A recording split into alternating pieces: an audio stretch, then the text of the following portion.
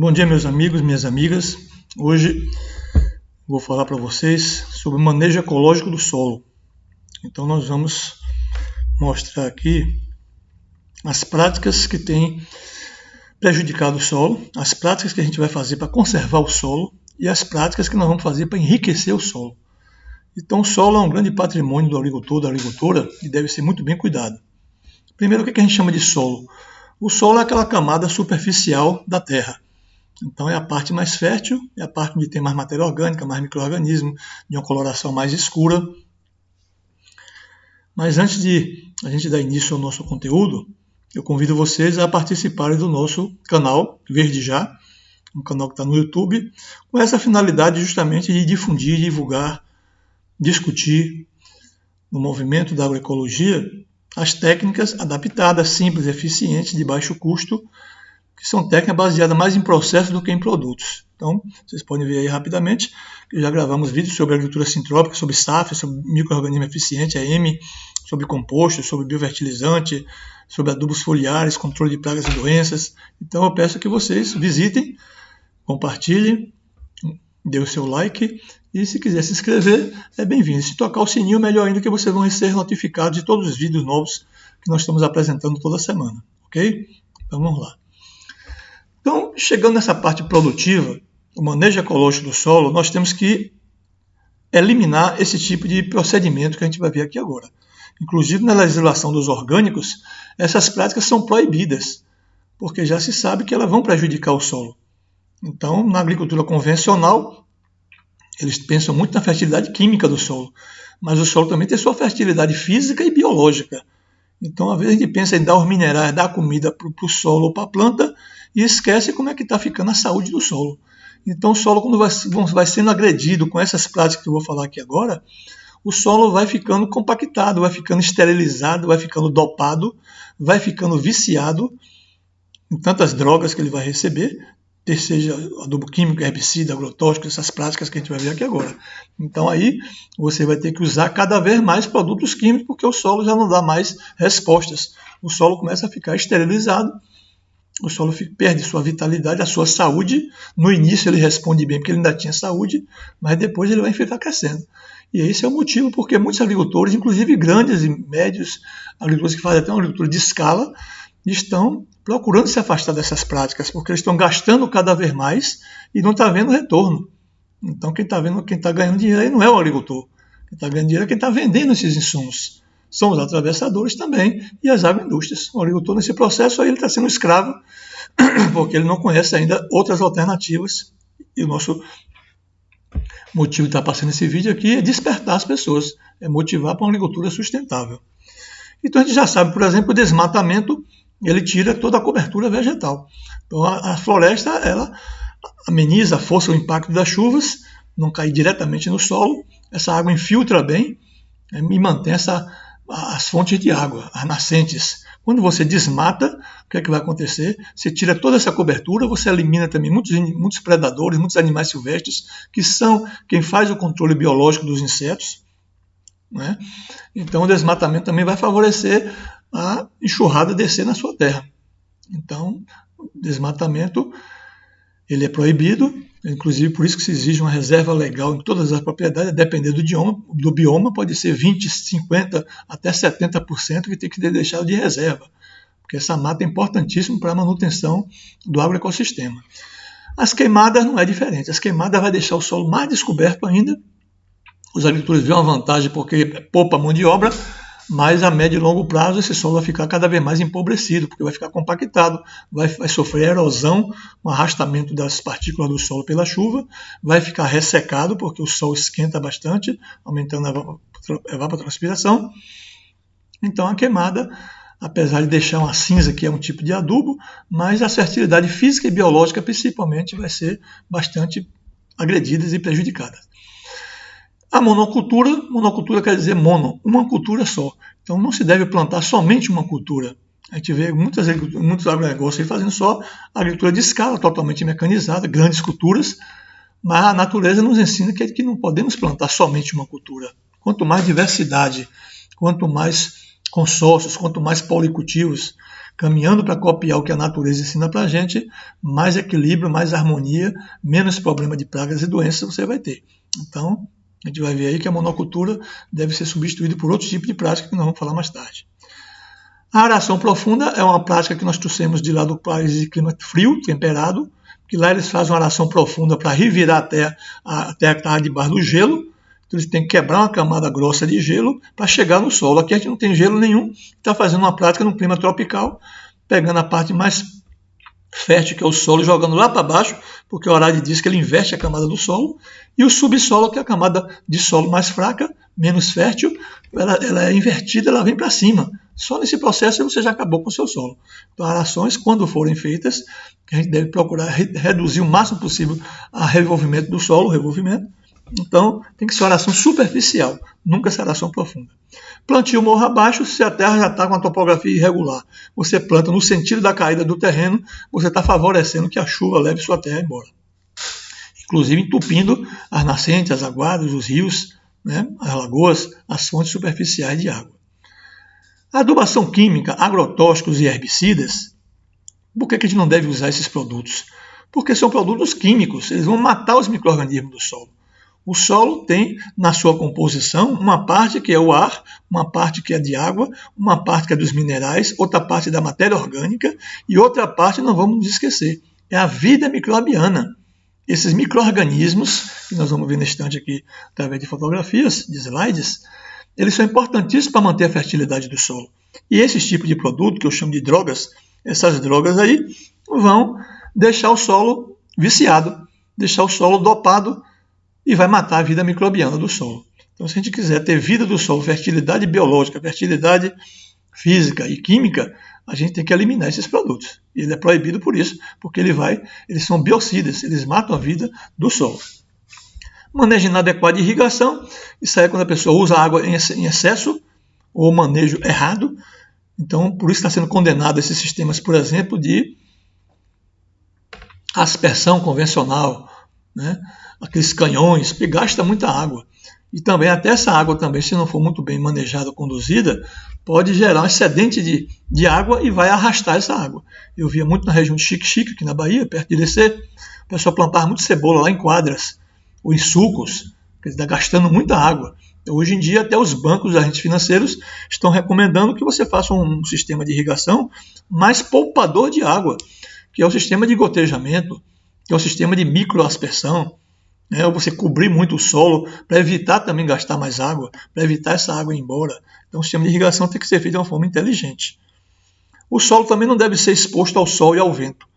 O solo, quando fica exposto, o que acontece? Ele vai ressecar. Nosso clima tropical aqui no Brasil, o clima é muito quente, então se você deixa a terra descoberta, a terra vai esquentar muito. Numa terra quente, a gente diz que ela está com febre e a planta vai ficar estressada. A planta não vai metabolizar, fazer o seu processo metabólico num solo quente, numa temperatura alta. Então ela paralisa o crescimento. É como se você quisesse beber um copo com água, ele deixa um copo com água quente para você beber. Você dá uma golada só, um gole pequeno, nem quer mais beber aquela água, porque não está curtindo bem. O solo faz a mesma coisa. Então, observe o que a natureza faz. Quando você capina uma área, que limpa uma área, a natureza faz o quê? Manda logo as ervas, né? O mato, alguma gramínea, alguma cultura, que a gente chama de colonizadoras, que é a placenta, né? Na agricultura centrópica a gente fala muito desse termo, para cobrir logo o solo, para fazer tipo cicatrizar aquele solo.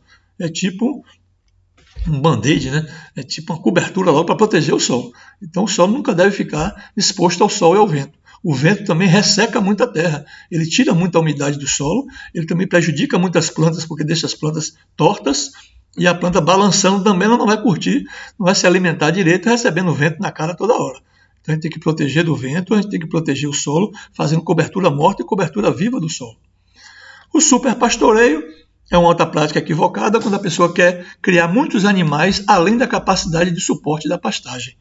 Então se a pastagem, por exemplo, só suporta uma cabeça de animal por ano, em 1 hectare, e você bota 3, 5, 10, o que é que vai acontecer? O animal vai bater muito aquele capim, o capim vai chegar até no solo, E tem agricultor, o pecuarista, que quando vê o solo ainda com um pouco de capim, ele acha que ainda tem comida, mas não está percebendo que esse solo, se esse capim for reduzido até chegar no chão do solo, os animais vão pisar em cima, o solo vai ficar exposto, vai ficar compactado. O que é que vai nascer no lugar? Plantas chamadas de invasoras, porque as plantas, como o mata-pasto, como a malva e muitos outros aí, vão aparecer para tentar fofar esse solo, jogar folha nesse solo para cobrir de novo o solo. Aí o homem não entende que o errado era botar uma lotação excessiva de animais, ele vem agora com herbicida para tentar matar esse mato, mas não matou a ignorância dele, que é botar muitos animais em pouca área.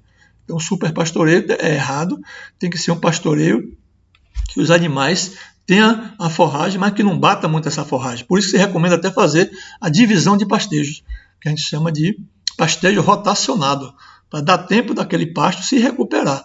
Nas regiões chuvosas, melhores ainda. Nas regiões mais secas, a gente faz o quê?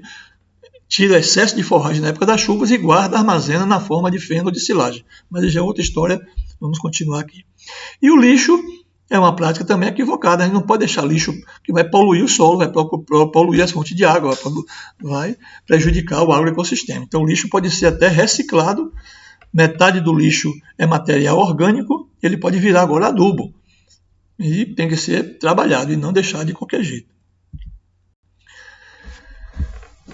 Conhecendo melhor o solo, a gente tem as propriedades físicas, químicas e biológicas. As propriedades físicas é aquela que a gente tem capacidade de enxergar, de ver facilmente. Então a cor do solo, quanto mais o solo é escuro, mais o solo é mais fértil. A textura do solo quer dizer as partículas do solo, se é mais grosseira, se é mais finas.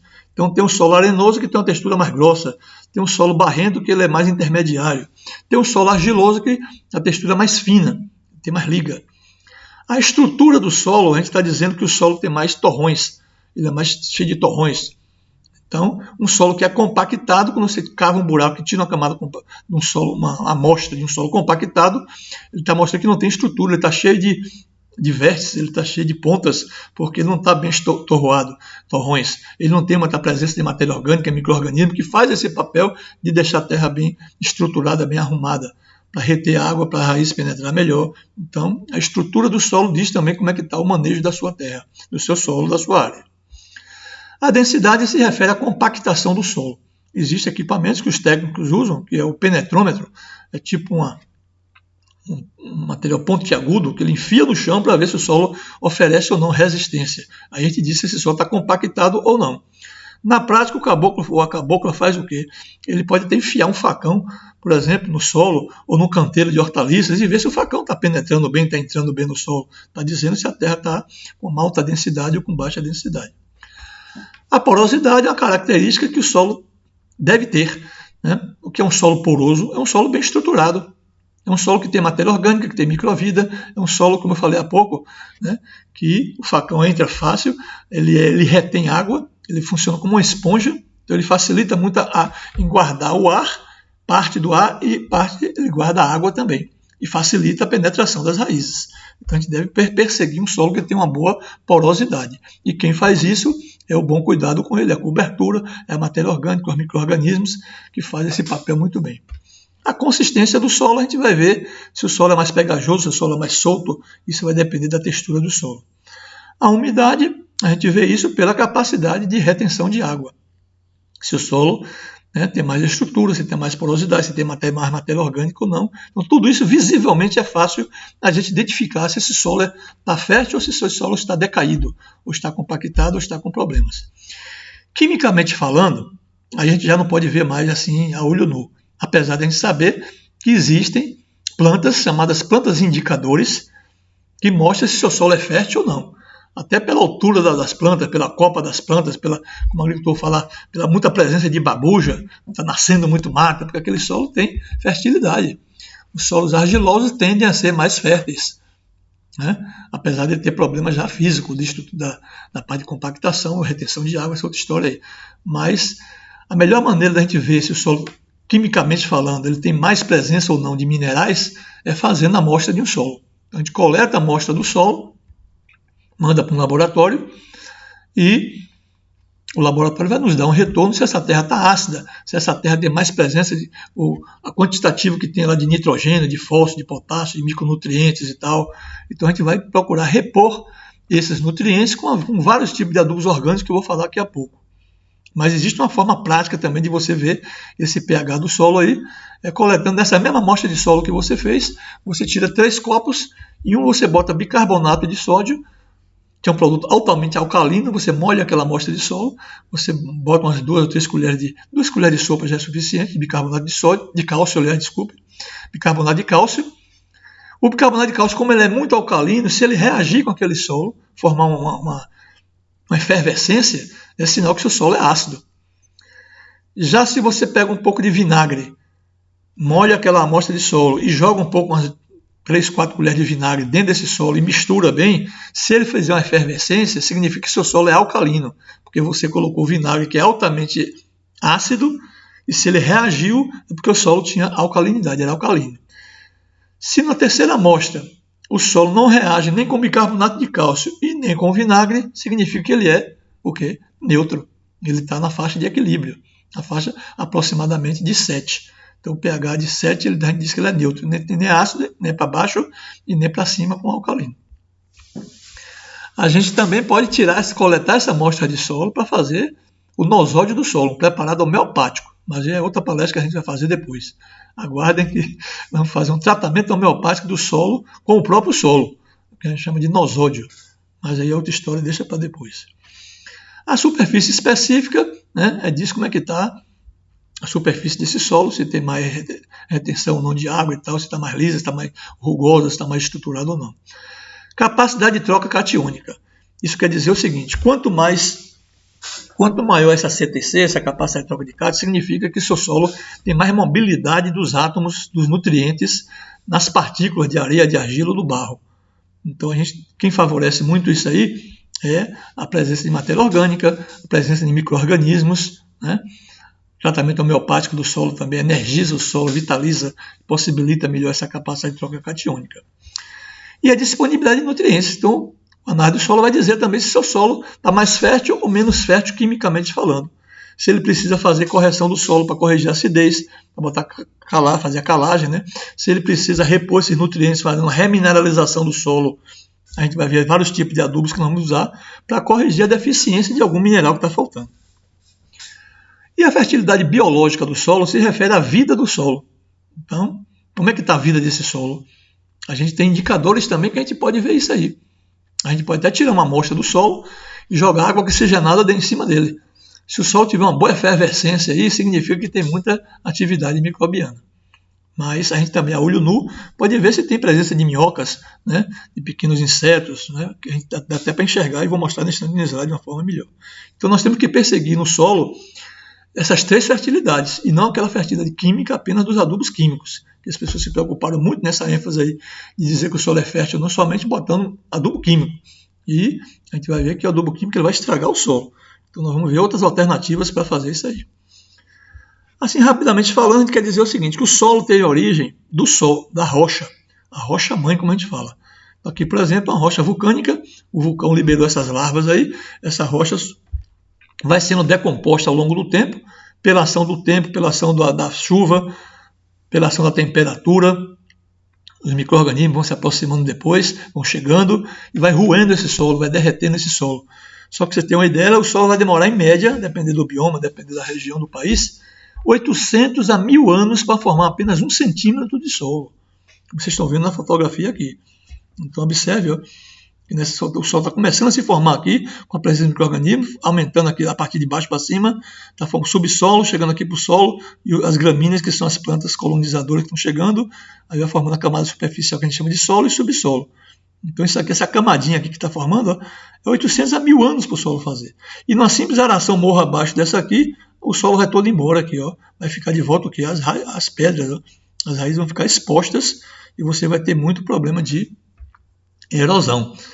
Aqui foi aquela aração profunda que a pessoa fez, jogou o subsolo para cima, quando a chuva bate, como o solo não tem torrões, não tem a matéria orgânica, não tem, né, a fertilidade que tem no solo superficial, porque você jogou o subsolo para cima, as partículas do solo da chuva, quando bate em cima desse solo, vai fazer o quê? Desagregar, ele vira para ser um mingau aqui, ó, uma pasta, e vai descer todo por erosão. Já se você fez a aração superficial, que a camada do solo está protegida, foi revirada somente em cima e não inverteu a camada trazendo o subsolo para cima, então a camada de cima está toda ainda porosa, cheia de matéria orgânica, de bagaço. Por isso que é bom fazer a cobertura do solo, por isso que é bom fazer o plantio direto, porque quando a chuva bater, vai bater em cima de quê? De um bagaço que ainda tem no solo, de uma pequena cobertura ou não que tem aqui. Então não vai causar problema de arrastamento, de erosão. Então essas práticas, como eu falei há pouco, são prejudiciais, a gente não deve mais fazer, porque elas prejudicam realmente o solo. Uma mecanização intensiva vai causar compactação do solo, revolvimento demais desse solo, vai compactar, vai prejudicar a vida microbiana. O uso de adubo químico, de monocultura, como a gente já falou, sementes transgênicas dependentes de produtos químicos, agrotóxico também que vai matar a vida do solo, então a gente já falou disso aí, desmatamento, as queimadas, fica claro que esse ciclo é um ciclo vicioso. E nós queremos trabalhar agora, vamos mostrar para vocês, como fazer o manejo ecológico do solo, fazer um ciclo virtuoso e não mais vicioso. Então a Primavera ele já dizia assim, não herdamos a terra de nossos pais, mas a tomamos de empréstimo de nossos filhos. Então a terra que nós estamos usando hoje vai ficar para as gerações seguintes. Então é um dever de deixar a terra melhor e não deixar a terra pior para os nossos descendentes. Então, na Primavera já falava muito disso aí, ó, que nós devemos cuidar muito bem dessa primeira camada do solo. Então, a camada do solo até 15 centímetros é a melhor camada desse solo. Então, nós temos que trabalhar muito, muito em cima, focando em manter essa fertilidade física, química e biológica da camada superficial. Então, esse é um solo vivo, onde ele tem, do lado direito, né? Do lado esquerdo, tudo que você fez de errado. Observa a camada adensada ali no meio, né? Então vocês estão vendo aqui uma camada bem dura aqui, porque foi excesso de mecanização, ou pisoteio dos animais naquela pastagem também mal manejada, super pastoreio, a terra exposta, né? Então ficou aí totalmente envenenada, drogada, não tem vida aqui nenhuma, então a chuva bate e leva tudo aqui. Já desse lado, a gente vê o quê? Um solo poroso, um solo com cobertura, um solo muita vida microbiana, então a chuva quando bate não sai arrastando mais não. Então esse é o solo do lado direito que a gente vai perseguir nesse trabalho de hoje. Então a gente tem que aumentar a biodiversidade, tanto em cima como embaixo, tanto nas plantas, que a gente chama de policultivos, como na parte de baixo, que são a vida microbiana. E para isso a gente precisa ter capacidade de possibilitar o enraizamento das plantas, tanto horizontalmente como verticalmente. Então o solo não é apenas um substrato, como ensinava isso na escola para a gente. Na escola, se pensar, a gente aprendia que era só revirar a terra, jogar adubo, jogar veneno, jogar herbicida, jogar água e lá vai. E não é assim. O solo não é apenas um substrato, ele tem vida, ele tem uma dinâmica, né? Ele tem uma capacidade de troca, ele tem uma arrumação, ele tem a comunicação, inclusive, das raízes de umas plantas com as outras. Então é muito mais uma visão muito mais sistêmica, holística, que nós devemos ter ao manejar o nosso solo. E para vocês terem uma ideia, apenas um punhado de solo, ao tanto de vida que tem aqui. Não vou me ater a repetir isso aqui não, mas vocês dêem uma lida rápida aí. Ó. Ao tanto de metros e metros de raiz que tem apenas um punhado de solo. De bactérias, milhões de bactérias, até bilhões, ó, apenas um punhado de solo. Fungos, actinomycetes, ó, milhões e bilhões. Os insetos maiorzinhos, ó, os nematóides, os vermes, não dá nem para enxergar ainda, mas podemos chegar até a 10 mil. Protozoários, artrópodes, minhoca, podemos chegar até umas 2 minhocas aqui num punhado de solo. Então é muita vida que tem presente ali. Então, se a gente bota isso aí num laboratório, numa lupa, num microscópio, aí a gente vai dar para respeitar mais essa vida desse solo. Então, alguns insetos a gente tem a capacidade de enxergar eles, por isso que a gente chama de macrofauna. É uma fauna de insetos maiores, que você já deve ter percebido isso no solo, né? Então tá aí a minhoca, alguns besouros, aquela aranhas, né? Besouros, essa aqui parece uma centopeia aí, ó.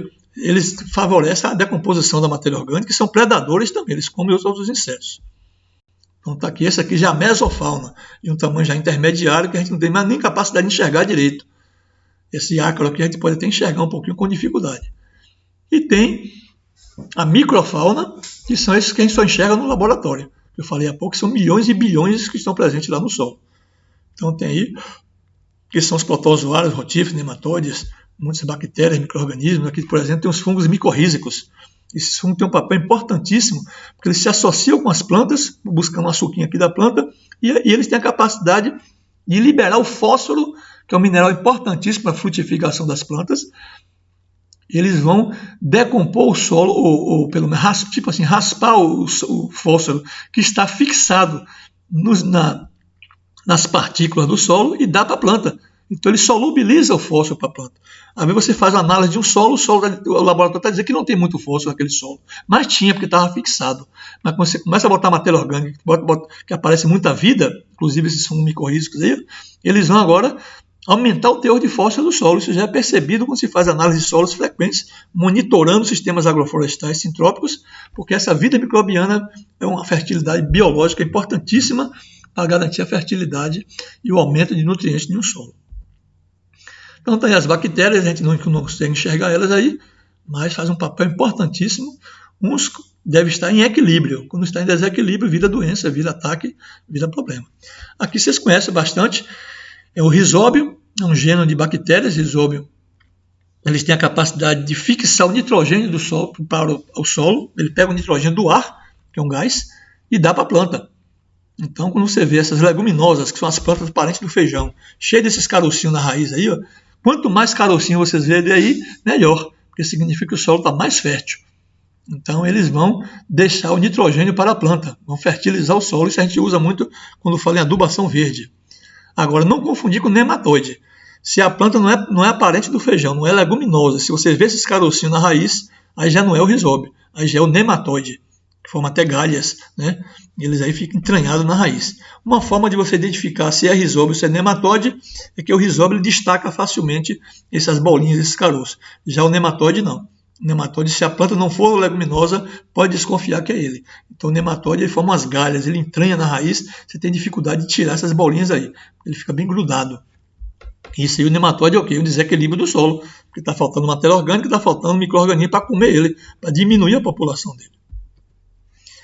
Aqui a gente tem algumas plantas indicadoras, que elas dizem como é que está seu solo. Eu falei para vocês que uma forma de conhecer a fertilidade física do solo, se está ou não compactada, se está ou não mais fértil, é você ver qual a predominância das ervas que tem na sua área. Então, por exemplo, uma área que tem muito sapé, samambaia, é uma terra ácida, pH está baixo. Uma terra, por exemplo, que tem a beldroega, caruru, né, que é muito comum, o pessoal está usando até como punk para se alimentar, ó, ela é excesso de nitrato, excesso de nitrogênio, uma terra rica em nitrogênio. Geralmente na horta, né, entre os canteiros, é cheio dessas plantas, a beldroega, o caruru, porque ela está cheia de esterco, está cheia de matéria orgânica.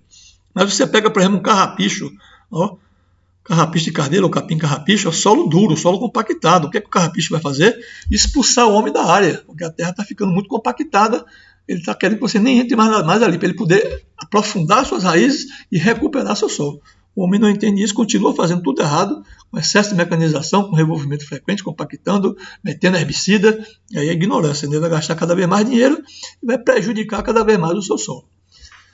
Então, num solo mal manejado, quando a gente já vê aquelas práticas todas equivocadas, você pode chegar a um solo compactado. As raízes têm dificuldade de penetrar, como a água também, como o ar. Então a terra está compactada. Como é que você sabe que a terra está compactada? Com aquele penetrômetro, enfiando um ferro na área, ou então você cavando num buraco, tipo um berço, né? A gente não chama mais de cova, você cavando um buraco, olhando na parede lateral lá, você enfiando uma faca, você vai ver se a faca penetra com facilidade ou não. Aí ela está compactada ou não. E a gente vai ver depois que a gente precisa ver se essa compactação está mais superficial ou está mais profunda, porque eu posso corrigir essa compactação usando um maquinário com equipamento chamado escarificador subsolador. Do lado direito já é um solo bem manejado do sistema agroecológico, aí a raiz penetra bem, a terra tem bem estruturada, muita matéria orgânica, muita vida microbiana, e por aí vai. Então aqui em cima você tem um escarificador, um equipamento usado para rasgar a terra que está compactada na camada superficial. Então se a camada adensada está mais em cima, aí você usa esse equipamento. Se a camada adensada está mais embaixo, lá para baixo, cavando buraco e fofando com a faca, você pode ver. Aí você vai usar agora o subsolador, porque ele vai entrar mais profundamente e por isso mesmo ele vai exigir mais potência do trator para poder fazer descer a uma profundidade maior. Mas a gente também pode recuperar um solo usando plantas subsoladoras, que são as leguminosas. Aí a gente vai falar de adubação verde. É um processo de recuperar um solo compactado usando o lado biológico das plantas. Aí o processo é mecânico, né? Bom, saindo desse lado negativo aí dos aspectos que estavam prejudicando o solo, bora falar agora dos aspectos que para conservar o solo. Aliás, isso aqui eu já tinha falado, é o que não deve fazer, a prática que degrada, né? Mas vamos ver as fotografias aqui. Então, tá aí a queimada, desmatamento e a queimada. Tá aí o desmatamento, o que é que faz? Não cortou só a árvore, cortou até a cabeça da preguiça ali, coitada. Tá vendo? Os animais também perdem o seu habitat. Muitos animais silvestres não têm mais onde morar. Por isso que aumenta as pragas e doenças. Então tá aí as queimadas, favorecendo o quê? A descida da água pela enxurrada, pela erosão. Então chega no ponto de fazer isso aí, uma desertificação. Então tá aí a carvoaria, muito desmatamento, muito carvão, condições subhumanas para quem trabalha nisso.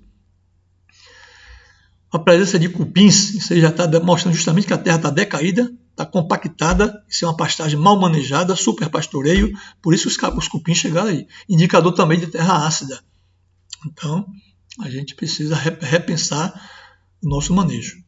Chuva ácida é um problema também. Às vezes, eu vejo, por exemplo, aqui na região ali aqui em Salvador, região metropolitana, ali, território metropolitano de Camaçari, tinha um polo petroquímico lá que levava muito o quê? Muita fuligem, muita fumaça das indústrias, e lá em cima no céu ficava o quê? Essas nuvens carregadas dessa poluição. Quando a chuva bate em cima, vem o quê? Vem a chuva ácida, lavando toda essa poluição, essa fumaça tóxica para o solo. Então esse solo agora está ácido, esse solo está prejudicado, está cheio de produtos químicos. Um solo desse não vai poder fazer uma produção orgânica, não. Porque a certificadora com certeza vai condenar porque esse solo está poluído.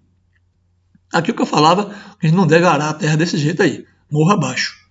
Então essas terras muito inclinadas, que a gente vai fazer um vídeo a uma hora só para falar dessa parte de curva de nível, de conservação, para não fazer plantio morro abaixo. Aqui é um excesso de irrigação, provocando o quê? Erosão, gastando muita água e levando a terra toda. Bom, vamos corrigir isso aí agora fazendo as práticas que conservam o solo. Então, primeiro tem que fazer agora o preparo do solo e o plantio em nível, e não mais morro abaixo. Isso que eu falei agora, eu vou fazer um vídeo, uma hora, explicando tudo como é que a gente vai fazer esse plantio em nível. Primeiro a gente precisa marcar as curvas de nível, fazer o sulcamento, que é para evitar que a água saia descendo com força. Cordão de contorno é uma faixa vegetada que a gente faz também no próprio sulco que a gente abre. Levanta ali aquela terra que a gente tirou do sulco, a gente chama de um tipo quebra-mola, e beirando esse quebra-mola aí, a gente vai fazer um cordão de contorno, uma faixa de vegetação que feche bem a terra para impedir que a água seja arrastada, que a terra seja arrastada pela água. A gente faz um cordão de contorno usando cana-de-açúcar, capim de corte, palma, sisal, erva cidreira, alguma coisa que feche bem a terra. Corredores biológicos, isso é quando a gente junta uma mata de uma propriedade com a outra, porque muitas vezes as propriedades têm a sua reserva legal, mas elas estão isoladas, estão ilhas. Então existem programas governamentais, chamados microbacias hidrográficas, que eles chamam os agricultores, a gente capacita os agricultores para eles, e se entende com eles também. O governo deve arranjar mudas, arame, madeira para cercar esses corredores, para emendar uma reserva com a outra, para os animais ter como transitar de uma propriedade para outra com a área sempre vegetada. Então a gente faz o quê? Um reflorestamento ligando uma propriedade na outra, uma mata de uma propriedade com a mata da outra propriedade. Por isso que a gente chama isso de corredores biológicos. Os animais têm como agora se comunicarem ou transitarem de uma propriedade para outra. Cultivo mínimo ou plantio direto é você mexer o menos possível na terra. Vai ficar mais claro quando eu mostrar as fotografias sobre isso aí. Então, se a gente pode plantar, hoje está muito em voga, plantar hortaliças em sistema de plantio direto, onde você não vai mais arar a terra, gradear a terra, revirar a terra, você já pode plantar diretamente, por exemplo, você planta um adubo verde, roça aquele adubo verde todo, a terra fica toda coberta, você pode agora plantar diretamente em cima desse bagaço. Você pode plantar abóbora, pode plantar tomate, pode plantar essas plantas de mudas, que é muito fácil, ou até grãos mesmo. Então, frutíferas, né, do que ficar arando a terra e virando terra. Rotação de cultura é uma prática importante para você trocar as culturas de lugar, não ficar repetindo sempre a mesma cultura no mesmo canteiro, que a gente chama de monocultura, né? Então a gente tem que trocar as culturas, porque vai trocar o sistema radicular, vai trocar os insetos que guardam aquelas plantas, já não vai encontrar aquela planta de novo, porque trocou a cultura. Então isso favorece até diminuir pragas e doenças e não esgotar também o seu solo. Nessa rotação a gente sempre trabalha modificando plantas folhosas, depois troca por plantas de grãos, ou plantas que produzem raízes, ou plantas que produzem frutos, e sempre colocando adubo verde nessa rotação também. Plantas que vão fixar o nitrogênio. As outras só estão comendo, Adubo verde vai deixar o adubo para quem vem em frente. Cobrir o solo, fazendo como? Cobertura viva e cobertura morta. Então a gente cobrir o solo seria o quê? Cobertura viva. Plantar muita coisa. É o que a gente faz na agricultura sintrópica. Já fiz um vídeo sobre isso. A agricultura sintrópica procura fazer, a chamada agricultura da abundância, né? O plantio obedecendo a sucessão vegetal, plantando desde culturas herbáceas, gramíneas, cultura que forre logo o chão, e a gente já pode associar em fileiras ao plantio de frutíferas, de madeireiras, de forrageiras, de plantas adubadeiras, para servir de podas. Então essa biomassa muito abundante nessa cobertura viva, depois vai sendo podada, vai sendo revirada, vai sendo roçada, podada, para cobrir o solo. Aí a gente tem agora o quê? A cobertura morta. O solo todo deve ser todo coberto. E para isso a gente tem que produzir plantas que produzam muita massa, que usam muitas leguminosas e as gramíneas nesse sentido.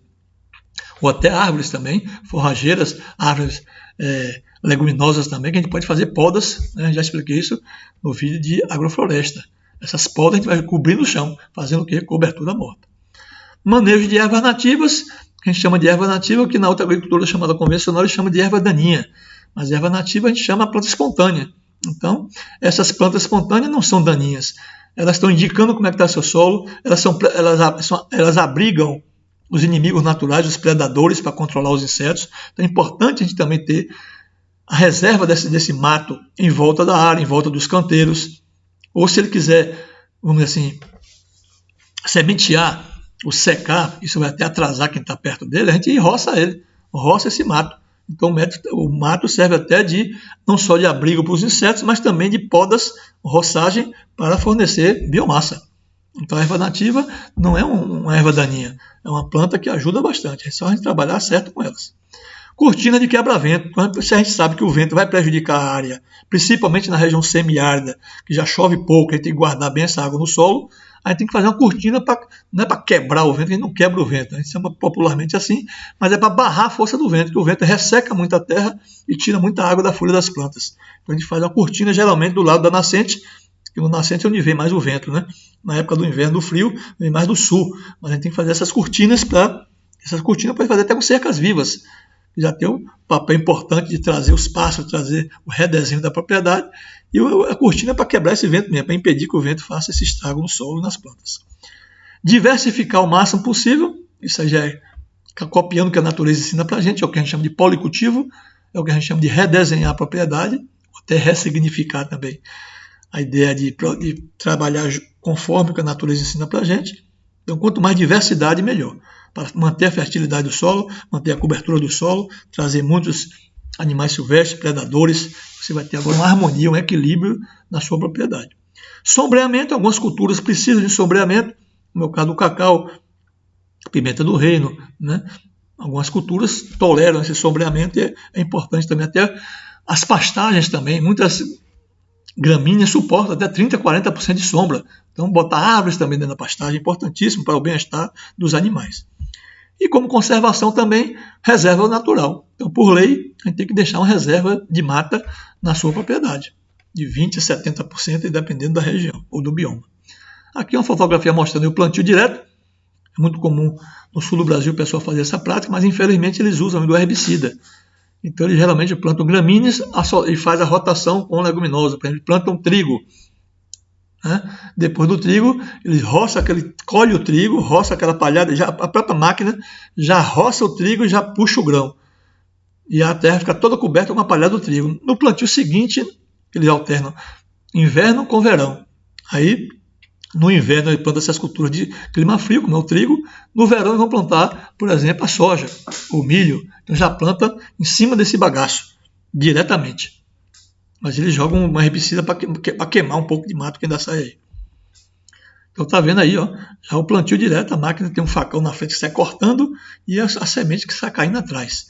Então, aí vai nascer menos mato, vai manter toda a temperatura do solo, vai manter a terra úmida, vai evitar o ressecamento, toda a chuva que cair agora está guardada, não arrasta mais a terra. Inclusive, é uma prática que a gente tem que elogiar, que até a agricultura de escala do agronegócio está fazendo muito isso aí, que já sabe da importância dessa prática de conservação do solo. Então, está aí o maquinário passando, cortando e plantando diretamente no solo, plantio direto.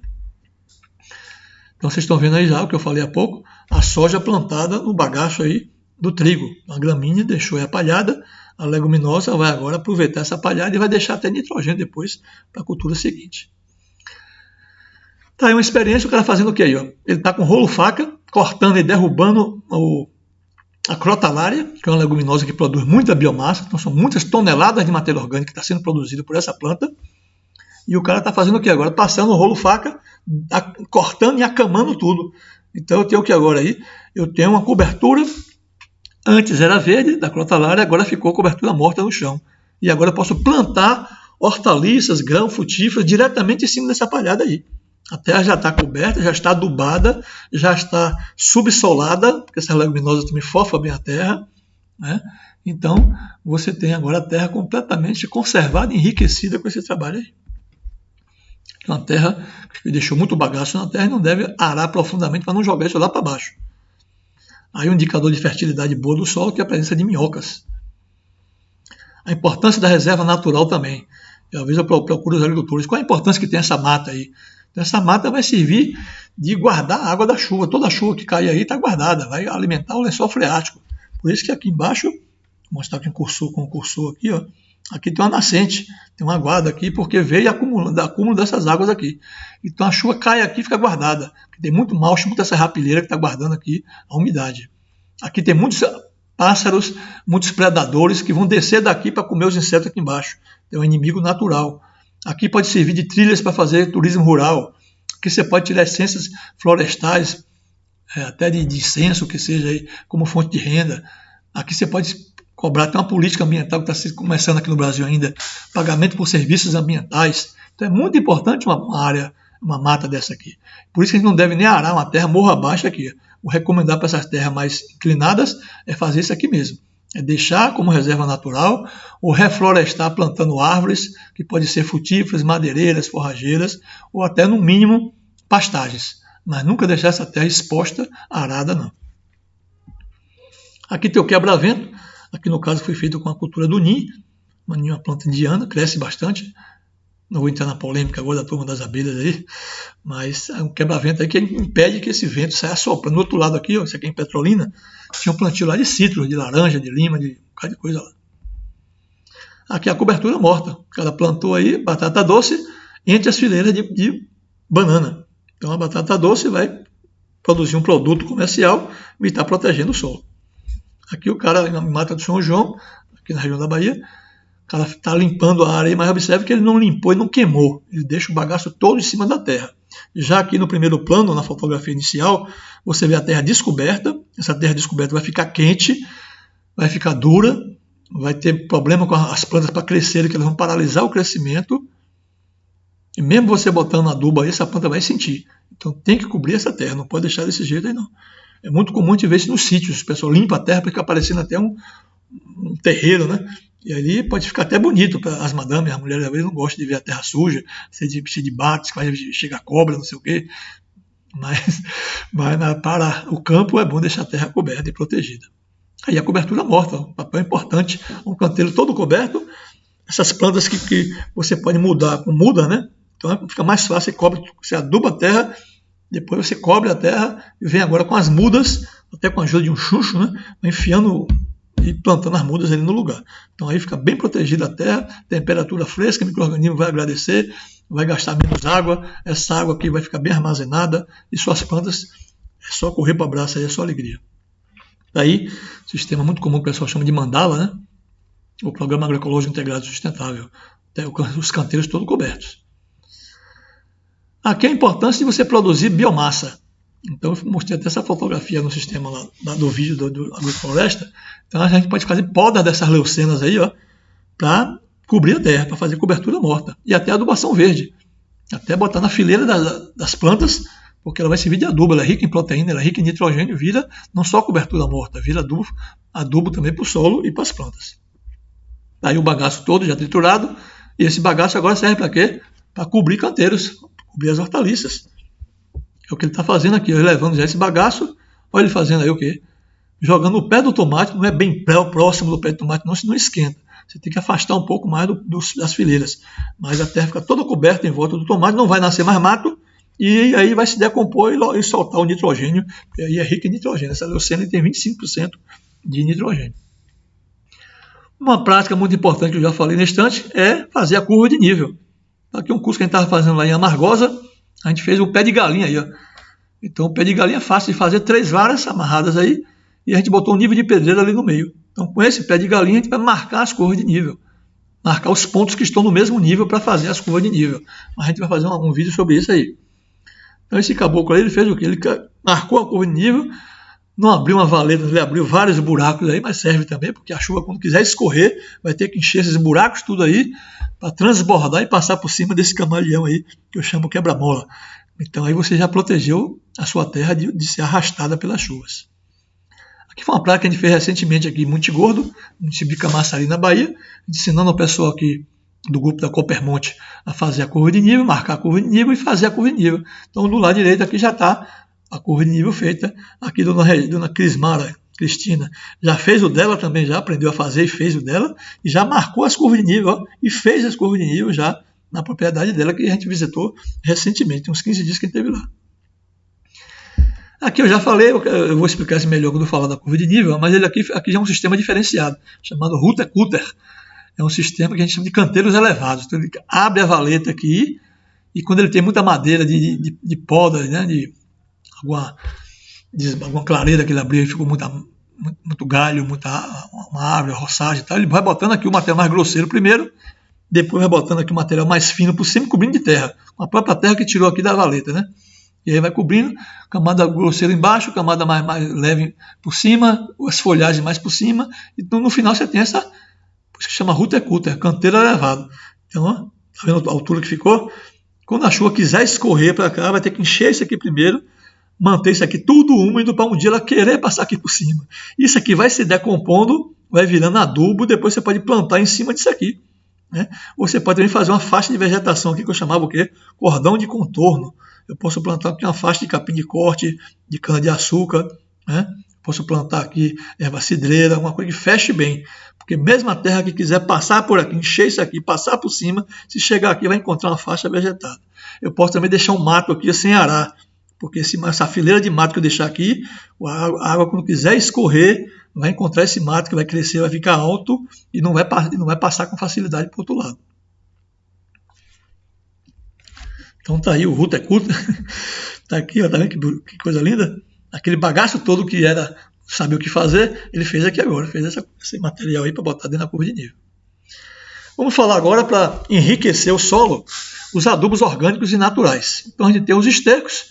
Esse esterco tem que ter cuidado para não ficar poluído, tem esterco que não é contaminado, de tanto o pessoal usar veneno, carrapaticida, mosquicida, vermicida, antibióticos, essa propriedade que usa muitos produtos, o esterco está contaminado, não pode.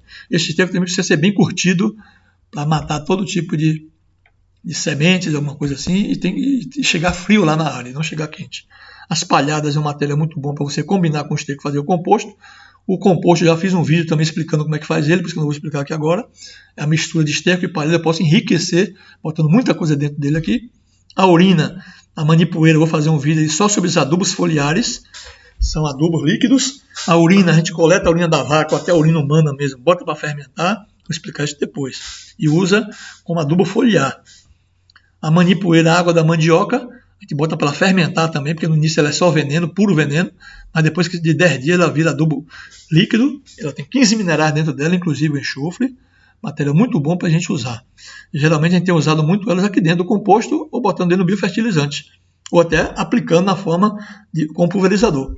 O AM, já fiz um vídeo também só sobre micro-organismos eficazes, que é importantíssimo a gente coletar os micro-organismos lá da mata, levando o arroz e trazendo eles, multiplicando com açúcar, com arroz, com água. Depois eu tenho um exército de micro-organismos aqui para jogar na terra. Fertilizar a terra, aumentar a fertilidade biológica do solo.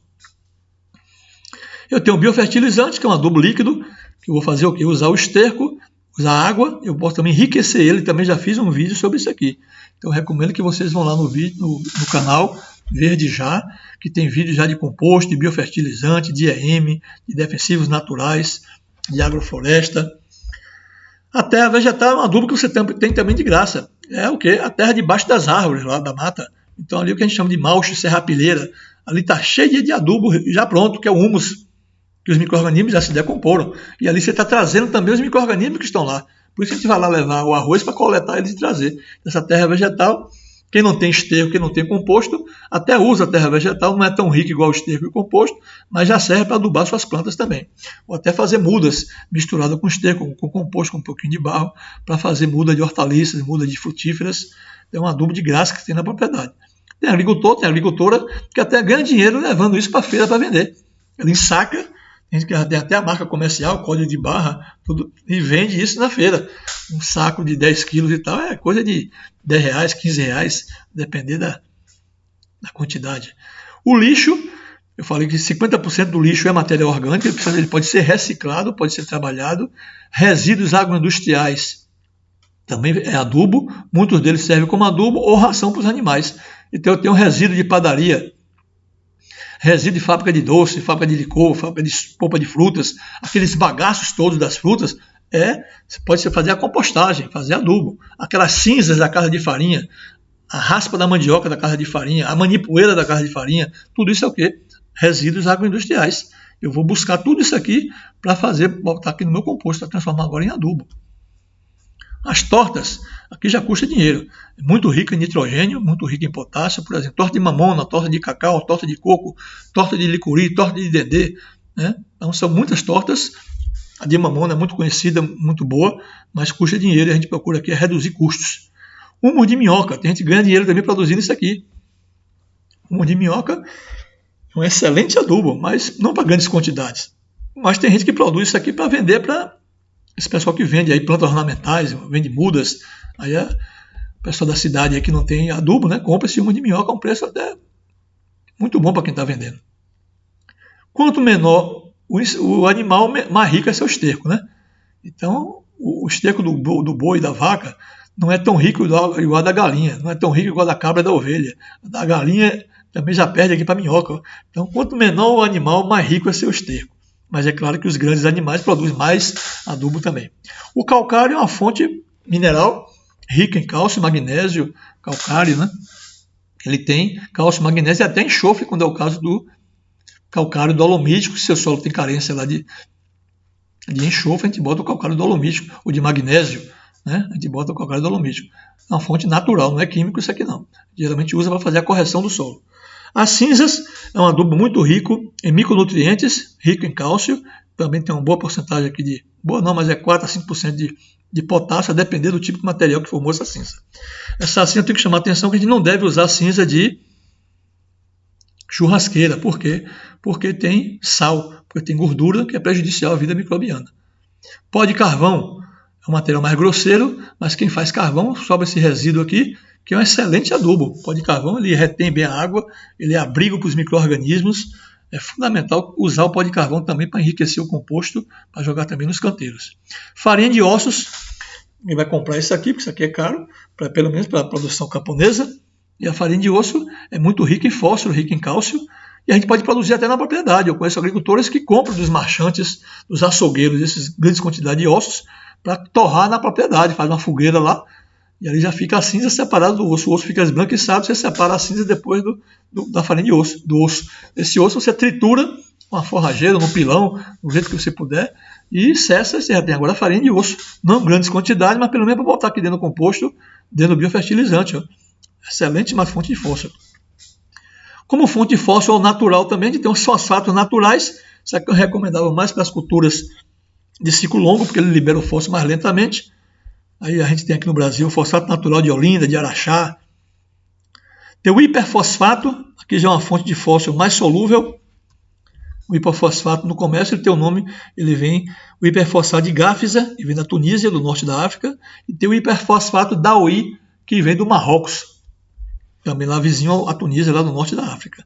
Esses são mais solúveis. Quem tem culturas de ciclo curto, como grãos, hortaliça de frutos, os frutos precisam de fosfato, do fósforo, você pode usar esse tipo de fosfato aí. O termofosfato também é um adubo mais solúvel, uma fonte de fósforo mais solúvel. Então tem um termofosfato muito utilizado no mercado aí, que é o iorim. Então, o iorim ele tem o fósforo e tem potássio também. E o pó de rocha, apesar disso aqui também ser rocha, mas a gente chama geralmente de pó de rocha ou farinha de rocha, É a rocha moída, que é muito rica em micronutrientes. A gente trabalha com a rocha aqui na Bahia, da Ipirafest, uma mineradora. Já foi feito testes e chegou a dizer que tem 85%, 85 tipos de minerais lá dentro. Ela tem 25% de cálcio, tem na faixa de uns 5% de potássio, mas ela é muito rica em micronutrientes. É por isso que a gente chama o uso do pó de rocha como uma remineralização do solo. No primeiro momento, quando a gente já está fazendo agrofloresta, fazendo horta, é bom fazer esse tratamento aí usando o pó de rochas ou fazendo também a correção do solo. Então a gente está aqui já fazendo análise de solo, coletando em zigue-zague aí para tirar uma amostra representativa da área, coletando aí essa amostra para o laboratório e vai dizer lá se a terra está ácida, se não está, se precisa ou não fazer adubação, que tipo de adubo você vai usar. E a calagem é isso aí, é o uso do calcário para corrigir o solo. Só que na produção orgânica, geralmente a gente não passa de 1 tonelada, 1,5 tonelada. Eu diria que até 1 tonelada está bom. Por quê? Porque se você usar muito calcário, você vai queimar a matéria orgânica e até matar a vida microbiana. Então a gente não pode usar também muito calcário. Então eu tenho recomendado, para quem não fez análise de solo, usar 1 tonelada por hectare, que é 1.000 quilos em 10 mil metros quadrados. Se eu tenho uma área menor, eu faço a conversão. É a mesma coisa de eu dizer 100 gramas por metro quadrado. Então, se eu vou plantar hortaliça no canteiro, 100 gramas por metro quadrado. Então, você faz uma regra de 3 aí para encontrar a quantidade para o tamanho da sua área. Então, ela deve ser aplicada e incorporada superficialmente com qualquer equipamento, um arado ou uma grade, porque ela precisa ser incorporada no solo para solubilizar, derreter e corrigir, né, o pH, corrigir essa acidez. Então, geralmente se recomenda até com antecedência antes de plantar, para que haja correção primeiro, para depois você plantar e já encontrar a terra corrigida. Por isso que eu recomendo até fazer isso logo nas primeiras chuvas, ou no verão, nas chuvas de verão, ou nas primeiras chuvas, para quando chegar o inverno, a sua terra já está corrigida. Aqui esse agricultor Tomohide Takinami, lá em Mato São João, ele fez o que aí? Uma cama para os animais, essa cama a gente tira todinha depois de uns 20, 30 dias aí para fazer o quê? A compostagem. É bom porque essa cama serve de bem-estar para os animais, e os animais estão deixando toda a urina, todas as fezes, o esterco aí. Você racha isso aqui, já vem tudo triturado, cheio de urina, de fezes, de esterco para fazer a compostagem. Aqui o Noé, lá em Triunfo, Pernambuco, fazendo o biofertilizante. Aqui o Alex de Champs, lá em Santa Bárbara, fazendo as pilhas aí de compostagem, debaixo do pé de caju. E foi um treinamento que a gente fez lá em Jacobina, os colegas da antiga BDA, até o Robson Aglaia da Cofasp, lá de Jacobina, dando o relato da experiência dele, e aqui a gente fez uma experiência prática de compostagem e o biofertilizante naqueles galões ali. Aqui na propriedade do Tomohide Takinami, Mato São João, observa que tem um grande estoque de calcário, não só para ele, mas para as propriedades vizinhas também da associação dele, para corrigir a terra, que as terras lá são ácidas, essas regiões mais chuvosas do Recôncavo, a Bahia aqui são ácidas. Aqui ele foi coletar essas ostras, essa casca de ostras. Então ali em Maragogipe, Cachoeira, aqui na Bahia, o pessoal tira muita ostra, mariscos, e joga tudo isso aí fora. Por isso aqui ele vai lá buscar de graça, fica na beira da estrada, ele leva isso aí para triturar tudo isso aí e faz o que aí? Um calcário calcítico. Vai servir para adubação, ou até para a ração dos animais também. E aqui é o pó de rocha, como eu falei, isso aqui é de Pirá. O pessoal usava muito lá de Alagoas, chamada MB4, que é da mineração Barreto, lá de Arapiraca. Como a gente já tem aqui na Bahia de Ipirá, a gente busca geralmente aqui de Ipirá, que é mais perto, o frete fica mais barato. Esse pó de rocha a gente tem recomendado uma quantidade de 1.500 quilos por hectare. E no próximo ano torna a repetir, fazer esse mais 1.500. Então 3 toneladas por hectare, tá excelente tratamento para você remineralizar o seu solo. Não é caro, custa na faixa de 500 a 600 reais a tonelada, 1.000 quilos, que você joga praticamente 1 hectare. Né? Então o custo maior é ir buscar, é o frete. Então vale a pena esse investimento aí. Aqui ele fazendo, como eu falei há pouco, ele coletou os ossos para fazer a farinha de osso. Então aqui ele tritura esses ossos, fica tudo quente, depois ele tritura na forrageira e faz a farinha de osso. Ali está o pó de carvão, que ele vai buscar lá na Ferbasa, uma fábrica que faz carvão lá, ali em Pojuca, perto de Salvador. Aqui está a cama de galinha, que não é qualquer galinha, galinha orgânica, galinha que não usa veneno. Então observe que lá no fundo ele já tem a sacaria ali de calcário, de pó de rocha, de pó de carvão, de cama de frango. E aqui ele ganhou de um canadense lá do litoral norte, aqueles hotéis de luxo lá. O cara se sensibilizou com a ideia deles, com a associação de orgânico dele, e adquiriu esse misturador aí para eles. Então aqui ele faz a compostagem orgânica toda misturada por aí, já sai aqui embaixo, ó, no saco, já ensacado, ó. Já está tudo ensacadozinho aqui, o composto prontinho. Composto bem rico, já dosado para o tipo de solo que ele tem lá na região dele. Na época eu tive lá, tem mais de 10 anos já, isso aqui custava R$6 um sacão desse aí, ó. Ele até brincava, não pode usar demais não, que isso aqui é muito forte. É só uma poeirinha aí no pé das plantas. Então isso aí é autonomia, é o agricultor, ó, tendo sua própria fábrica de adubo orgânico, a usina aqui de produção de fertilizante orgânico. E foi um grupo que a gente levou aqui do Recôncavo para conhecer essa experiência lá. Ele produz coco também para vender, esse coco ele leva água, mas a casca fica. Essa casca ele tritura aqui na forrageira para servir de quê? Para servir de cobertura morta, para botar no composto, para fazer cama de animais. Então ela vira agora cobertura de adubo. Aqui esse cabra Edival, lá de Monte Gordo, ele está colocando aqui o bambu para ir buscar, encheu de arroz aqui, cortou o bambu no meio para fazer o quê? Coleta do EM, do micro-organismo eficaz. Ele botou aqui na mata já, debaixo aqui do malche. Esse, tá vendo aí, o bambu cheio, já colonizado, o arroz já foi todo mofado aí, o micro-organismo migraram para aí. E aqui também já outra experiência de uma agricultora aqui de Feira de Santana, a Laila, ela fez também isso aí, trouxe o bagaço para aqui, para dentro de casa, e ela fez aí, encheu esses copinhos aí de arroz, e os micro-organismos pularam tudo para dentro do arroz. Então observe aí como é que fica. Ó. E aí você vai agora, ó, aqui já foi outra agricultora lá em Monte Gordo, ela trouxe o malche, botou nessa caixa de papelão, botou os copinhos aqui de manteiga, de margarina, ou podia ser até copinho de garrafa PET, enche de arroz, o micro-organismo sai dessa palhada aí desse malche, vai pular tudo para dentro do arroz, ele até deixou abafado aqui, ó. Depois de uns 10 dias, isso aqui já está tudo colonizado, você vai ter no lado esquerdo aí o seu EM. Então tá aí que beleza, ó. Isso aí é micro-organismo coletado na própria propriedade. Aí tem o metarrizo, aí tem o tricoderma, aí tem o Bacillus thuringiensis, tem todo o micro-organismo que você está comprando no mercado. Aqui é produzido na própria propriedade de graça. Então isso tudo é o quê? Agricultura de processo e não de produto. Então está aí o arroz colonizado. Aqui eu trouxe lá do meu sítio Monte Gordo. Já o malche, né, a terra vegetal, para fazer em casa. Porque se eu deixar lá no mato, os passarinhos às vezes comem, chove em cima, eu não tenho muito controle. Então aqui eu fiz o quê? Ó? Trouxe o bagaço todo úmido ainda, botei dentro da caixa, botei os copinhos de arroz, o micro-organismo pula tudo para cima desse arroz aí. Ó. Depois, ó, cobri aí, abafei. Depois de 10 dias, tem os copinhos tudo já cheio de micro-organismos, tá vendo? Todo mofado já. Os micro-organismos pularam tudo para cima do arroz. Eu agora faço o quê? Vou separar essa parte dos micro-organismos mais escuros, porque essa parte é boa para decompor a matéria orgânica. Mas por AM a gente tira mais a parte que está no fungos mais claros. Os micro-organismos de cor branca, amarela, rosa, verde, azul. Esse que a gente multiplica colocando o quê? A gente tira dentro do copinho, separa a parte escura, bota no composto, no biofertilizante, e a parte dos fungos mais claros a gente faz isso aí. Mistura com açúcar e água, bota dentro dos vasilhames, não enche até em cima para formar o gás, e ali vai esperar 10 dias ele fermentando ali dentro, vai produzir gás. Todo dia você tem que ter cuidado, fechar bem fechado, tirar esse gás todo dia. Depois de 10 dias, geralmente já não tem mais gás. Aí você pode usar agora um copinho de café para 20 litros de água. Excelente adubo isso aí. Além de servir de adubo foliar, ele serve de controle biológico, porque tem muitos micro-organismos que vão atacar os micro-organismos que poderiam gerar doença no seu plantio. Então está aí já o seu M. Aqui eu já estou usando a propriedade aqui de um lado direito biofertilizante, do lado esquerdo é M, e lá em cima do pulverizador homeopatia, que já é outra história que a gente vai conversar com vocês depois. A gente está coando aí o biofertilizante, misturando com a M para aplicação na área. Então está aí a fábrica de AM, o tanto de AM que eu produzi aí.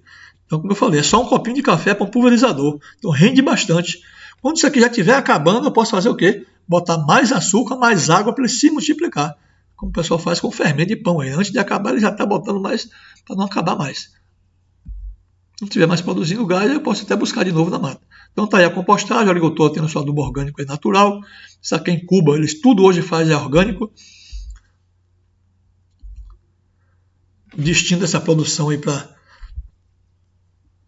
o local de plantio, para onde é que vai essa produção, venda direta para a população, para o autoconsumo, para o mercado, para as escolas, para as creches, para o hospital, para as universidades, é o destino da produção orgânica de lá. Aqui é o criatório de humus de minhoca, um sistema bem rústico. Aqui está saindo o chorume, que é aquele líquido que desce da vasilhame aí. Aqui estão os produtos da lombriga, das minhocas. Desde o humus da minhoca, o chorume, a própria minhoca que se vende também para criador de peixe, quem quer multiplicar, e faz até a farinha de lombriga, que pode ser a ração para o peixe, para as galinhas, ou até para o ser humano fazer Esses biscoitos é de minhoca. Que gostar, você pode até comer, achar excelente. Se não souber que é de minhoca, come que é uma beleza. Mas é de minhoca. Aqui o Tomohito aqui não me fez um biodigestor. O biodigestor é uma escavação, um tanque que recebe de lá dos porcos, dos suínos, da pocilga. A lavagem todo dia vem para esse tanque que está aqui embaixo. Então aqui tem um tanque embaixo. Aqui tem um tanque. Ó. Então ele recebe toda a lavagem, vem por aqui, desce por gravidade. Essa lona plástica fica bem presa aqui para não sair esse gás. Então aqui vai esquentando a lona, vai gerando gás. E essa mangueirinha que é para pegar o gás e trazer de volta lá para a pocilga, o chiqueiro dos porcos. Para botar lá no fogão, para fazer a sopona lá dos porcos. E aqui você tem gás de graça e tem do outro lado saindo o quê? Biofertilizante. Depois de 30 dias esse material aqui dentro vai saindo pelo outro lado lá, vai passando por uma parede aqui, ó, e ficando o mais velho vai saindo com biofertilizante. Então tá aqui outra experiência de biogás, cara produzindo aqui, ó, esterco de cabra, escavação aí, tanque, aqui tem um bambu, pode ser até um haste de ferro de bambu, se tiver bambu da propriedade, aqui está o chiqueiro das cabras, das ovelhas, enche aqui, molha com água, deixa de molho antes que tem aquelas bolotinhas para derreter melhor, depois joga por aqui por baixo, vocês vão ver, ó, o tanto de gás que produziu aí, ó. Então, entra por esse lado, cai aqui dentro, aqui produz gás, aqui sai o gás, né? E aqui sai o biofertilizante. Aqui ele faz umas paredezinhas para as fezes mais novas e passando para uma e para outra para ficar mais velha aqui dentro e saindo a mais velha. Então agora você tem gás de graça na propriedade. Não precisa mais comprar gás de cozinha ou estar desmatando nada para fazer lenha. E tem aqui agora já um compressor com o próprio gás, né? Aqui está o lugar, o biogás dele aqui, tá vendo o tancão de biodigestor grandão. Aqui ele está aplicando já o biofertilizante. Aqui está já um gerador de energia, ó, movido ao gás dos animais, das cabras e das ovelhas. E é por isso que a propriedade dele agora tem energia elétrica, porque o gerador gerou energia elétrica, e não tinha energia nessa propriedade. E é por isso que ele agora pôde agregar valor que ele produzia lá. Ele produzia o leite de cabra. Mas o leite de cabra vendia por um preço, mas agora não vende leite de cabra. Ele vende agora o quê? Iogurte. Ó. Então ele vende iogurte, ele vende queijo de leite de cabra, ele vende o doce e ganha muito mais dinheiro agora, porque agora ele já tem energia na propriedade. Bom, acho que eu não vou falar de adubação verde não, porque o vídeo já deu 1 hora aqui. Então eu vou dar uma paradinha aqui, porque senão vai ficar muito grande esse vídeo. Mas eu vou, em outro momento, falar de outra prática que enriquece o solo, que são os adubos verdes. Que até eu já falei no vídeo de agrofloresta. Deixa eu concluir logo isso aqui, que eu já falei no vídeo de agrofloresta, eu vou falar da adubação verde. Então a gente pode usar as plantas da família das leguminosas, que produzem esses carocinhos aí. Essas plantas podem ser anuais, que é muito comum, por exemplo, feijão de porco. Esse aqui, o andu, a crotalária, a mucuna preta, são plantas anuais. Geralmente a gente corta quando elas já estão frutificando, começando a canivetar, como o caboclo fala. Então, quando ela está começando a frutificar, ela está com toda a massa, e a gente roça ela agora, a terra já está fofada, adubada e enriquecida e a cobertura morta. Formou a biomassa. Então, o tanto de nutrientes que deixa de nitrogênio, ó, fixado. Então, cada planta dessa dá uma grande contribuição de nitrogênio para o seu solo. Tá, e o café consorciado com a mucuna preta. Essa mucuna preta, quando ela quiser trepar, ela é muito trepadeira, é muito agressiva. Você não pode deixar ela sementear no campo, não. A não ser que você queira produzir sementes, você colhe ela e leva para o terreiro. Senão ela vai pipocar lá no campo, ela é deiscente, ela abre, e aí vai praguejar a sua terra, vai virar uma invasora. Então aqui ele vai roçar esse material, o cafezal fica todo já adubado e coberto depois que você roçar esse material. Esses cabras aqui plantaram a ervilhaca, que é mais para o sul do Brasil, que é uma cultura de clima frio, e roçou, está tirando aqui um tapete dela, tá vendo? E fez o plantio de milho em cima dessa palhada aí da ervilhaca. Plantio direto. Aqui em Santa Bárbara, fiz um trabalho na mucuna com o milho. Plantou o milho, depois que fez a primeira capina do milho, eu plantei a mucuna preta. Essa mucuna preta agora, depois que o milho saiu na frente, vai ser colhido, depois o milho vai secar, a mucuna preta vai trepar nesse milho todo, você colhe o milho, depois faz o quê? Quando a mucuna preta começar a canivetar, começar já a formar as vagens, você agora roça tudo, derruba tudo, mucuna preta, palha de milho, tudo. Como é que fica a sua terra? Com mais de 30 centímetros de grossura de massa, de biomassa, a terra já está fofa, já está adubada e já está agora coberta. No próximo plantio, a sua terra já está adubada para você fazer o quê? Arar essa terra e plantar novamente. Aqui em Alex, o francês lá, eu já mostrei até essa fotografia aqui no vídeo de agrofloresta. Então, ele plantava muita coisa junto no policultivo. Depois da primeira capina, eu entrei aí com ferrão de porco. Observe que o milho já foi colhido, a palhada já está toda ali. Agora ele vai roçar essa palhada de milho com ferrão de porco, com tudo. A terra está toda agora já adubada e coberta para o próximo plantio. Que foi uma experiência que a Embrapa fez para mostrar que a gente deve plantar sempre depois que a cultura saiu na frente. Aqui ele plantou só como teste a crotalária junto com a mandioca, ou a empim, mas observe que a crotalária abafou a mandioca. A não ser que você agora salvasse a mandioca e fazendo o quê? Roçando agora essa crotalária toda, mas ela competiu com a mandioca. Por isso que a gente deve deixar a mandioca aqui na frente. O pessoal no Amazonas está fazendo muito isso.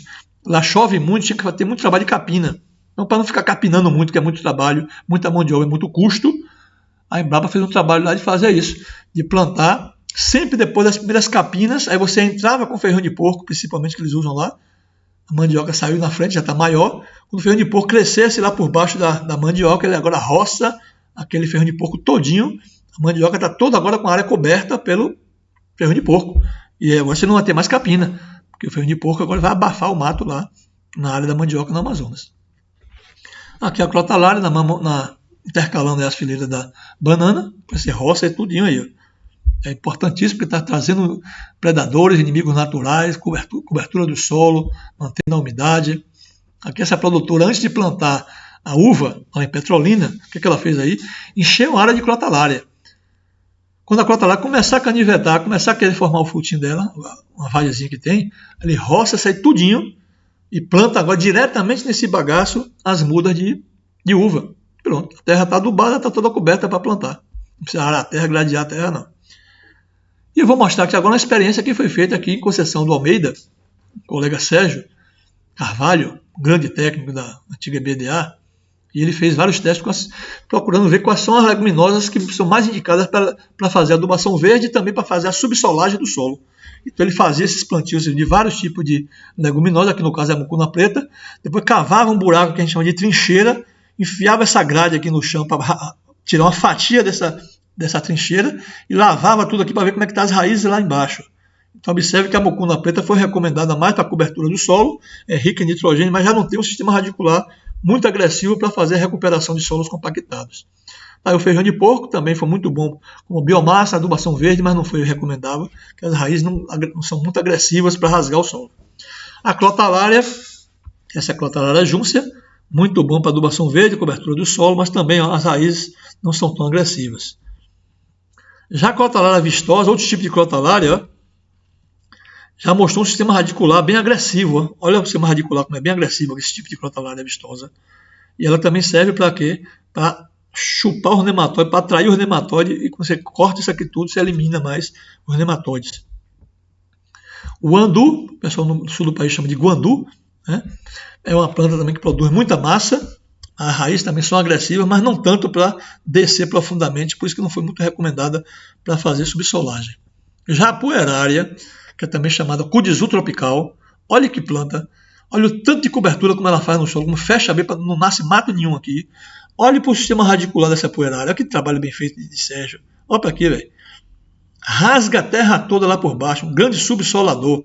Então ela foi uma excelente planta para cobertura do solo, só que é uma planta mais indicada para a região mais chuvosa, não por semiárido. Semiárido pode trabalhar até com plantas arbóreas, como a leucena, como a glericídia, fazer faixas para fofar a terra. Então é muito bom para adubação verde, para cobertura do solo e para recuperar o solo que está compactado. Essa é a puerária, também chamada de cudizu tropical. O calpi é o feijão de corda, né? Feijão catador, já não é tão agressivo assim, o pessoal usa mais para comida, né? Para alimentação humana. Labi-labi, essa também não tem um sistema radicular bem agressivo, ela também não produz muita massa. O amendoim forrageiro, também outra planta muito boa, o pessoal usa muito inclusive para arborizar jardim, né? Para fazer cobertura de jardim. É uma planta mais usada nessa parte de ornamentação de jardins e praças. Olha o sistema radicular desse danado. Olha o bicho como rasga bem a terra, tá vendo? Também é mais para regiões chuvosas. Então, excelente para fazer essa recuperação de solos compactados e para fazer a cobertura do solo. É uma planta forrageira também. A alfafa, o alfafinha do Nordeste, produz muita massa, ó, mas já não é muito... Tem uma raiz razoável também para fazer a recuperação. Leucena, que já é uma árvore, né? Leucena é uma planta que eu falei agora que pode ser usada lá para o semiárido, porque é o sistema radicular como é agressivo aqui também, ó. Agressividade do sistema radicular, porque é uma árvore. Então as raízes são pivotantes e você planta até mais junto uma da outra para formar um banco de proteínas ou para fazer a poda, porque quando está perto uma da outra vai produzir muita folha, a gente quer folha mesmo. Então, essa folhagem toda vai servir de adubação verde, ou pode também guardar para fazer ração para os animais, ou dar verde, ou fazer feno ou silagem para a época seca. Como ela vai produzir mais de 4 cortes por ano, mesmo no semiárido, a gente faz o quê? Geralmente a gente faz as faixas de leucena ou glericídia, porque né, entre as faixas a gente planta os grãos, hortaliças, e fica sempre podando essas faixas para jogar aqui pelo meio. Já expliquei isso aí no vídeo de agrofloresta. Clitória. A clitória, também chamada popularmente de cunhã. Então, olha como ela é bastante agressiva também a raiz. Tá vendo? Uma planta também muito indicada, adaptada também ao semiárido, tanto semiárido como a região mais chuvosa. Então, ó, muito agressiva no sistema radicular. Tá vendo? E é também usada como ração. O pessoal aqui em Pirá, perto aqui da Bahia, 80 km de Feira de Santana, usa para fazer também ração para dar para os animais. Então tá aí a poeirada que eu falei, consorciada com milho, muito boa para recuperação de solo, muito boa para deixar adubo, biomassa no solo. Desmódia é muito conhecida, não produz muita massa. Então, como subsolador ficou quem aí? A clitória, que é a cunhã, a clotarária, a júncia, aquela vistosa, calopogônia, eu não falei aí, não mostrei, mas é uma planta muito agressiva também, forra muito bem a terra. E o amendoim forrageiro, que vocês viram, que é um excelente, já para adubação verde, para produção de nitrogênio para o solo, e para roçar e fazer biomassa, para cobrir a terra. Aí você tem, muito comum, conhecido, que o feijão de porco, a mucuna preta, o calopogônio, a poerária, a alfafinha, que produz muita massa. Para consorciar com pastagens, você pode ter a alfafinha, o amendoim forrageiro, o calopogônio, ou aquelas árvores também, como eu falava. Leucena, glericídio, manzê, plantas nativas também. E finalizando, aí o processo de você fazer o quê? A roçagem desse material da adubação verde. Aqui ele está usando o rolo faca. Eu sei que não é todo agricultor que tem um maquinário desse, talvez nem na própria região você vai encontrar. Então, como é que a gente faz essa roçagem? Vai depender de cada família, de cada grupo de agricultor, de agricultora. Quem não tem equipamento, quem não tem dinheiro, que a área é pequena, lança mão de quê? Do facão, da estrovenga, da foice. Mas hoje em dia a gente está procurando ter acesso a equipamentos que poupem essa mão de obra, esse trabalho braçal, porque até a população está ficando mais velha no campo e os jovens estão se mandando para a cidade. Então, por isso que a gente precisa pensar em trabalhar de forma grupal, em associações, em grupos de produtores, em cooperativas, para a gente adquirir, seja pelo banco, ou seja por algum projeto de ajuda, de apoio governamental ou não, adquirir o quê? Uma roçadeira, uma forrageira para triturar esse material e devolver para a terra. Então, uma roçadeira costal, um tratorito, né? Aqueles tratores pequenos, faz esse papel que rapidinho eu vejo fazer até em uma tarde o que se fazia em uma semana. Então a gente tem que ter acesso a esses equipamentos. Então está aí o rolo faca mostrando como ele é. Ele sai picando o material todo, deixando a terra toda coberta. Então a gente agora deixa vocês lá para o chat, vocês vão lá para o chat fazer as perguntas, que a gente não está aqui presencial, né? Mas qualquer dúvida, a gente está lá no chat para responder, para vocês até sugerir novos vídeos. E eu recomendo para quem não entrou ainda no canal Verde Já, que nos procure lá no YouTube, que a gente está sempre divulgando novos vídeos para enriquecer aí esse movimento da agroecologia de uma produção sustentável. Ok? Então,